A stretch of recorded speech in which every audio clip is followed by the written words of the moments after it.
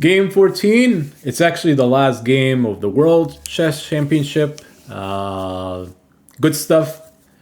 Let's dive in. We will discuss as we go along. So we have Ding take the white pieces.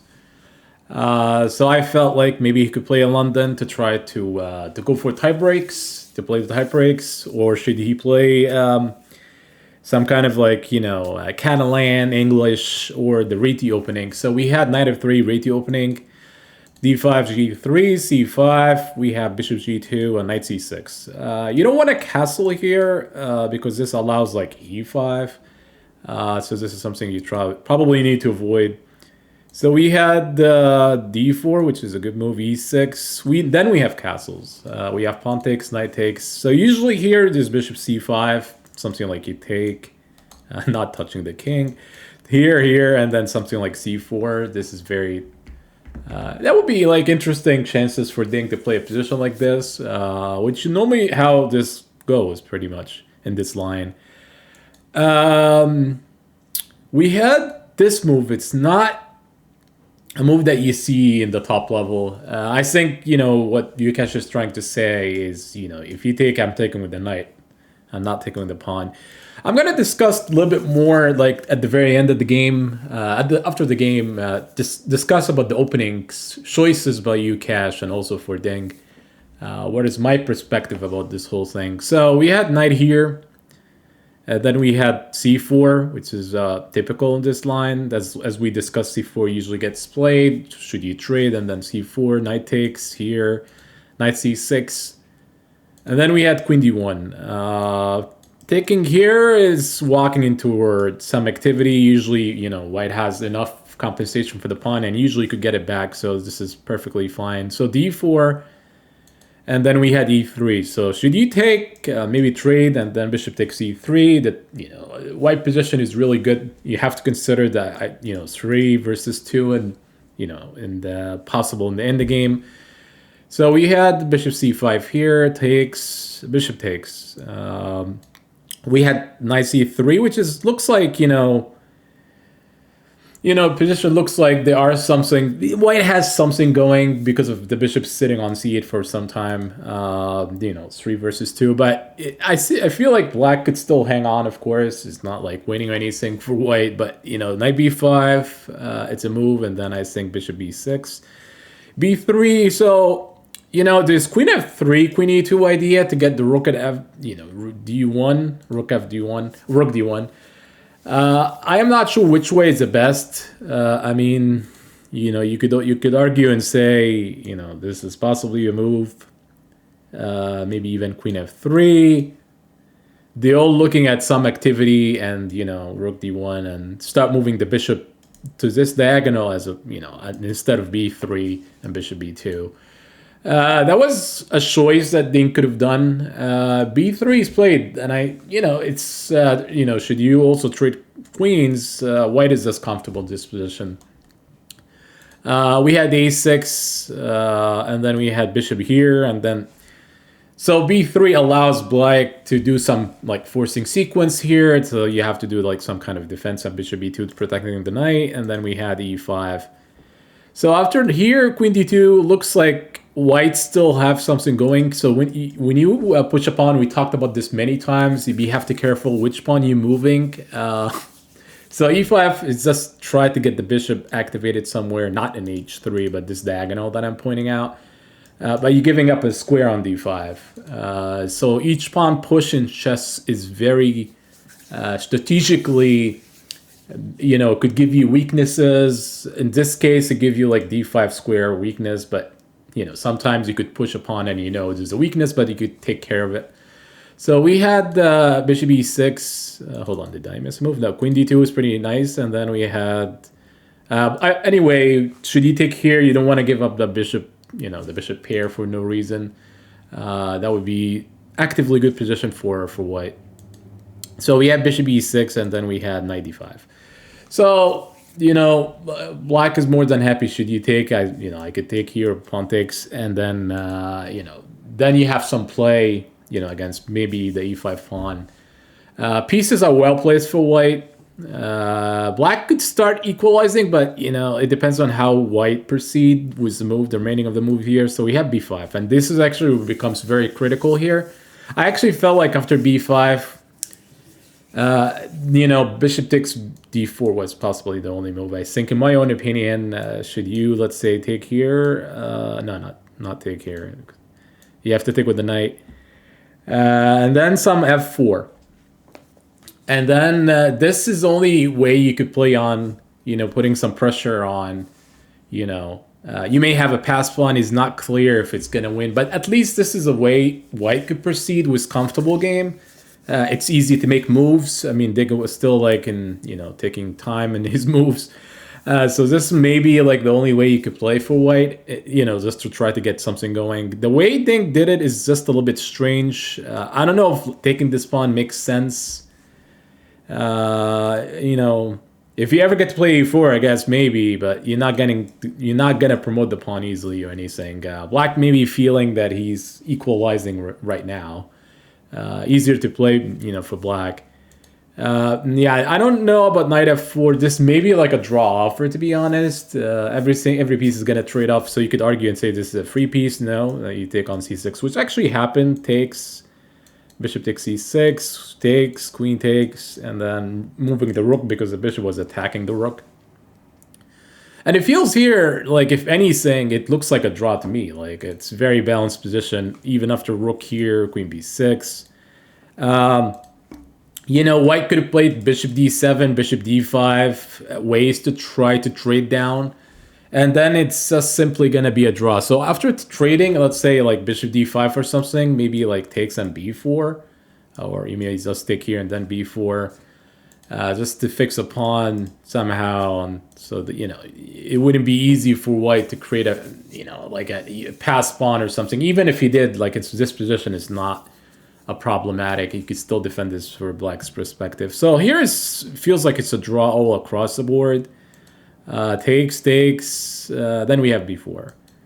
Now, a4 is a completely shocking move for me, and I don't understand it, to be honest. White had plenty of ways to play this, including like bishop d5. You could also play queen d4 even. There's like this move. There's a lot of moves that white could do. And here it's easy to play. Like, I don't know, like, it's easy to play moves. You could play here, rook c1 or something. You don't have to play e4. The problem with e4, it's just the b pawn is under, like,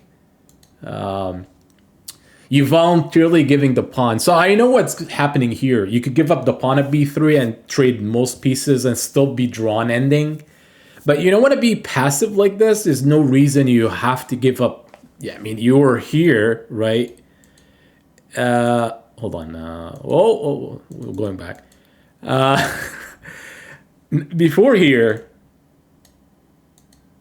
right? Before e4, white has plenty of choices. Like, any move does make sense. You're not obligated to play e4.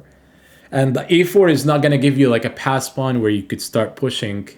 Black has like good amount of pieces to stop this. The bishop, the queens are in the same diagonal, same file. I mean, I don't understand like e4. What does it do? Like, black is still going to start ignore the move and move. No, he's just going to take. There's plenty of choices here for white. Like, he's not really. Maybe you're not going to get rook e8, rook e3 kind of structure because the bishop's sitting here. Black has nothing here. It's easy to make, maybe even draw here, like maybe some kind of repetition somehow. So a4, I don't understand it, even though I know the idea. Like, you just make, trading some pieces and then you're going through an endgame. So g6. Yeah, I don't understand the choices by white. Like, honestly, the next move is even more shocking to me. Not this one, the one after it. So queen d4, and then b4. This is a shocking move. I mean, can't he just play queen d4 like around here, and instead of here, queen d4, just like I discussed? Why not this move here? Black could make a move. He doesn't have to trade even, and then, or he could trade, and it's just easier to make this move right now, and instead of like you play e4. There's a huge difference between the move order here, which So when he plays queen d4, b4, so obviously Yukesh is going to take. If anything, black is trying, I mean, after this trade, it's actually a draw, 3 versus 2. So even if you may reach a situation where white has a pawn, black has a pawn, let's say, this 2 pawns traded for this one, you have a pawn, extra pawn. The bishop could sack on the extra pawn, so you would have a rook and bishop versus a rook, which is a draw. So this is like a basic draw, even like without even Grandmaster playing it. It's, even low rated players like IMs, National Masters even could draw this. Considering this is still classical, even this is not like a blitz. But there was no need to give up the pawn that easily on b4, like a4 and b4. So yeah, you could tell that Ding is trying to find ways to trade fast. The problem here, though, this is maybe okay if you could offer a draw and your opponent could take it. I think if this is like maybe a tournament, this is doable. You could offer a draw, and they could even black could take it, even though he's up a pawn. The problem is they are still move 31. Both players cannot offer a draw. So, and Yukesh could display moves, right? So he could play the next 9 moves to get to move 40 and see what happens. So black has nothing to lose per se. I mean, this Queen's choice by Ding is kind of questionable. Anyways, bishop d5. Should you trade again? Should you take? We talked about this in the previous game, I think, where there was a rook ending, and should you trade here? It's easy. It's easy draw. As a matter of fact, it's much easier to draw without having the bishops on. So Yukesh avoids the trade. Rook c1, king g7, rook c7, and then we have bishop g6. So black is trying to gonna start improving his position. Rook c4 is a way to trade. Rook b1, and then rook e1. We had, I think, Ding is like, maybe playing in this file pretty much. Nothing much to do for white. h5, rook over, and then rook e5. You have to be careful not playing rook d4 because this will allow this kind of tactic. Bishop e4. You don't need to do any of this. So he went back. King over, king g1, rook e6. So this is actually easy draw. It's not like black would trying to, improve his position. Even if he improved his position, it's very hard to win. Sometimes you need an extra pawn, but if the pawns is like, let's say, on the other side of the board, it makes it more winnable, of course, right? You need the extra pawn, let's say the f7, to be at a5 or something. That's where you need the pawn that way to start to promote. And using that pawn as a distraction, and then you may start moving the king, toward the other side of the board to try to win on this side of the board, like winning those 2 pawns. But here, one side of the board, it's very difficult. As a matter of fact, it's like a draw. Even engines prove this is like 100% a draw. So here, and then bishop b7, king g5, f3. This is interesting move. I don't think it really matters. You could argue and say black is getting way too active. Like he may go rook d2. He is, but it's not even enough for a draw. I mean, it's not even. Excuse me. It's not enough for a win. It's enough for a draw for white all the way. The problem is the king cannot find a way to come across. The rook is sitting on this file. So even if black makes some kind of improvements, like f5, trade, you could always play like rook f4, and then there's no way really the king. I think the only way you need to put the bishop on e4 or something, like to get this situation where the bishop is not even here, bishop here, bishop e4, get your rook over here, and have the king on e3, and somehow win on g3 pawn. Winning this g3 pawn was, but it's you're giving yourself too many moves, and the idea is pretty simple. For black is to get the bishop on e4, the king here somewhere, the rook here. White able to counter this kind of stuff. There's also ways you could trade down bishop at some point, which, it's just easy for white to defend this kind of position. So rook b4, bishop over. We had king f2. We have rook check, as we predicted. Obviously here, just walking into trouble because this is where the pawn may not be easily protected. Even though the bishop's still going on, but maybe there's ways you could, try to play bishop d5. So you have to sit down here. Let me check with the computer. Let me check with the eval to see if it's. Even here it's a draw, which is fascinating.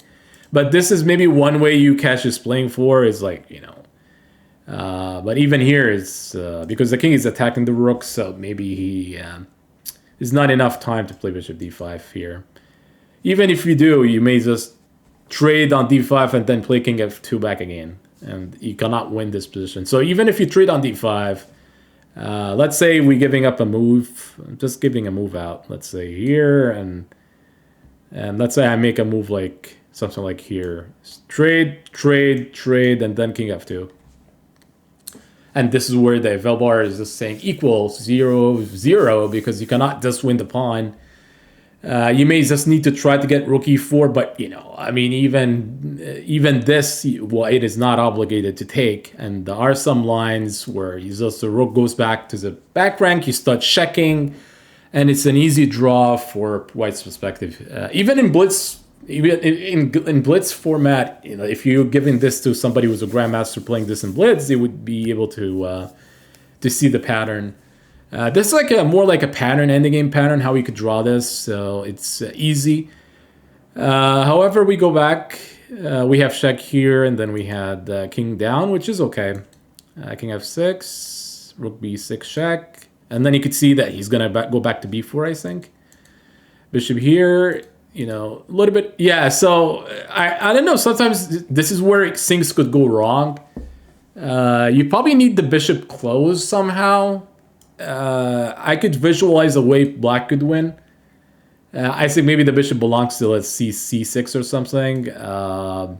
Do not put the bishop on the corner. And you guys keep this in mind for the remaining of the moves, remaining of the game. You guys would know what I mean, but keep this in mind, this square over here. So when you play this position, you don't. Sometimes playing at the corner is fine. You need the rook on the back rank. Maybe you could play this kind of stuff. But bishops is the reason why this could be a problem. We'll get to it very soon. King f6, rook f4, king over, and then here. White could have done like maybe here, like honestly, I think this position is easy to put the bishop on here, like, bishop on g2. I think if I'm playing white, to play it safe, and then tell black it's your move. I think if Ucash saw this, like bishop g2, and then simply play king h2 or something, you have to be careful with play here because there's bishop d5 stuff. You could always like do rook f2, rook f4 if you have to do this. Let me just give you a line. Let's say something like here. You just move your, and you could even do this right now, if you have to, and then go back to f4, or you could just move your bishop, making sure that the king is not moving anyway, so you just move your king. It's very hard to make any kind of improvements. You may just like attack upon again, and then you just go back to king g2 or something, and then it's, oh, maybe this is where a mistake, here? Yeah, king h2. King h2, and then it's easy to draw from there.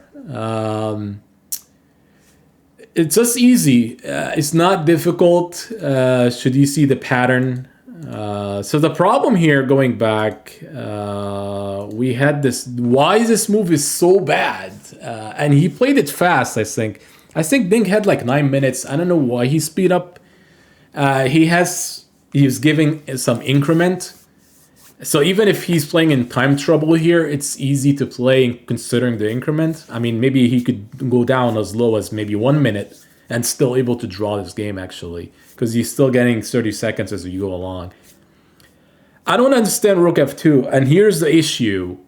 Rook f2 loses. This is the only way you could lose this game is because of the bishop is sitting on the corner, a8. If the bishop is sitting on b7 or c6, let's say c6, and you trade down, this is a draw, right? And it's much easier to draw for white, because there's no much pieces. Even if you have f4, He's up stakes, and you go back to g1. You would never promote this pawn.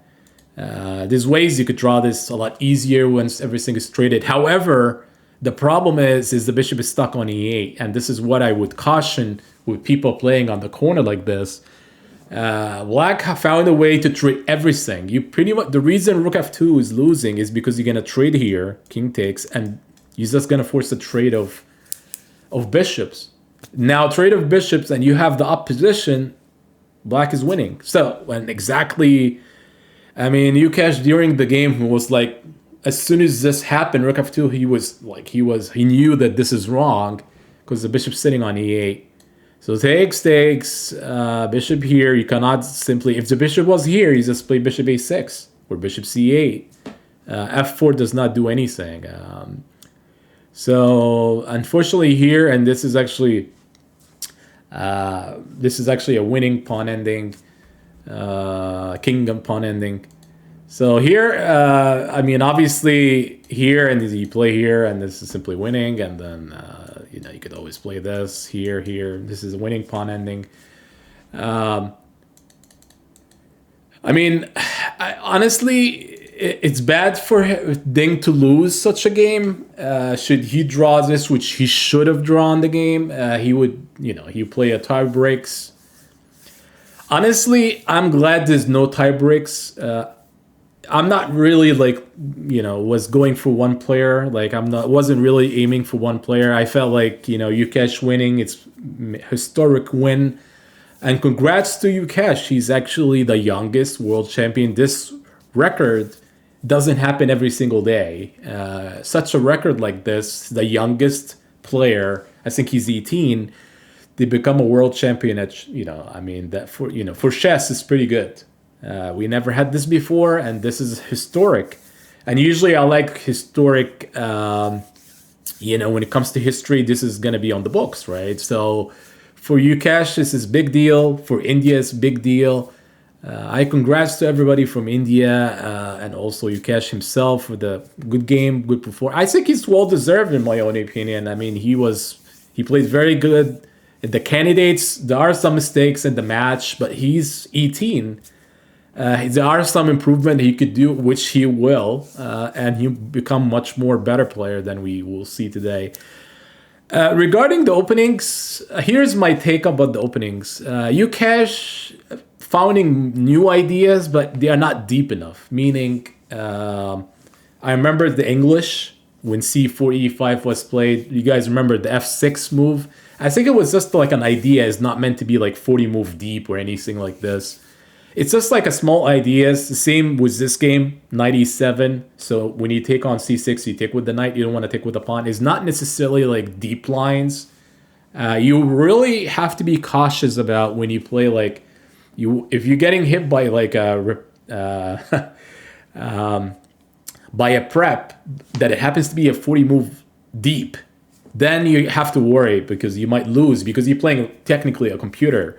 But, the player ahead of time, he was analyzing this position, and that's the reason why he would play fast, and then you would end up spending some time thinking. You might not find the best move, but your opponent is much more prepared. I think Ukesh had some preparation, but it's not like deep enough that required Ding to take a lot of time to spend. I think the biggest problem was Ding. He's a very strong player. He may come back, folks. People feel like he may not become a world champion again. He may qualify and play a rematch. Don't count him out. You never know. There are some people that when they lose a title, they start regrouping back again, and then they could, they perform once again. Ding is a very strong player. There's a reason why he's a world champion. There's a reason why he qualified for the, in the world champion before. He is really strong. I wouldn't count him out yet. There are potentials of different players. I mean, there's a lot of Indian players that could qualify and play Ukesh. It's very good generation, to be honest. The Indian generation, they would possibly have more players by the next 2 years, like different players that keep improving. You have Gaisi, you have Vivid, you have Prague. Ukesh himself, you have plenty of players, even Serene Nihal could be like, one of the people, even though he's slightly behind. There are some players that improving. They could also, qualify to play in the World Championship. There's also other players, Nakamura, Fabiano, Richard Report. I mean, I could think about many people. Norbeck, Ding himself, Carlson, Magnus himself, of course, a name that we'd never forget. But actually, Magnus is getting a challenge. Also, Nepo is also one of the people. So there's a lot, I don't want to miss anybody, but there's a lot of people could qualify to play UCash in the next cycle. And it's going to be difficult who qualify. It could be, another Indian player, which is, wouldn't surprise me. This generation is very good. That being said, the games are pretty good. I think the problem with Ding, though, losing is because losing the match, I think, comes down to him taking a lot of time in the openings. I remember like Rookie won in one of the games where he took on, was it B5? Should he be played? Ding played C5. So he played an offbeat move to throw his preparation. And he knows it's not a good move. I think this comes down to having more games. I think instead of having tie breaks, like people were looking for tie breaks, because tie breaks is going to be like slightly lower time control. We just need more games, folks. And instead of having 14 games, I am still believe having 50 games or even 100 games, we could have this event for 6 months. I don't mind. We could have it as long as 6 months. Players will be tired. That's okay. But you could have more games. The idea when you have more games, both players going to play actively. Like, they're going to walk into preparation. Ding is not going to spend like 40, 50 minutes in his clock. He's going to test the preparation to see how well it works, even if he lose, because he's still like 50 games. Let's say it's like a 50-game match. I think there's going to be different mentality in this match. And instead of tie breaks, after 50 games, if both players are tied somehow, 25 points or something, then you could have tie breaks. At least this way, we at least exhaust all the possible games, and we're still aiming for a champion that prevail in the classical format. But 14 games for Grandmasters, I could visualize a 14-game draw between two Grandmasters, maybe, or one game win each and then draw the remaining of the games, and you could have a tie breaks. We have seen this happen before. 14 games, people are they don't want to lose a game, even with white or black. So they play very, very solid openings, try to not be surprised by preparation, and then it becomes like, a little bit tedious. Players are not playing off the beat openings, or they don't play a lot of openings because they just feel like they need to play something so solid in a 14 games match. Again, this is a bad idea for chess. If you want to have a tie breaks, we have Rapid Championship for this. We have Blitz Championship. We already have this kind of format. So the fast format is there with its own players. Magnus is totally a beast, along with Nakamura, along with other rest of the players. But when it comes to classical, we have to have more games to pick up a champion. It just doesn't make sense. We are saying 14 games is the best we could have. And we don't know who's best. Is it Ukesh better player than Ding? 14 games is hard to say, even though Ukesh won 3. He won 3 games and he lost 2 games. It's not clear. I mean, even in 14 games, if the players have a lot of games, I could assure you 100%, Ding will play a little bit faster. Ukesh will play even much more effective than he is right now. Both players will be much more comfortable that they have a lot of games. They could start getting a little bit solid at the very end of the match. Let's say, once you reach 40 games, then there's 10 games remaining. Maybe you could just start becoming more solid.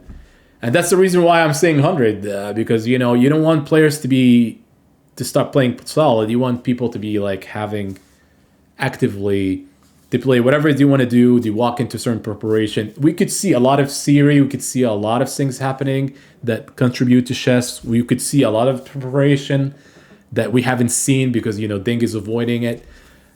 So unfortunately, 14 games is not enough, and I feel like maybe someday we will have more games. Having more games is gonna give us better quality games instead of tie breaks. Hopefully, you guys enjoy this recap. And again, congrats to you, Cash. Well deserved. It's good for India. It's good for chess to have somebody so young to become world champion. I'm always in favor for this. Yukesh is also a very polite player. I mean, he is very calm. He showed some. I mean, he felt like this is not an 18 years old. It's more like 28 to 38.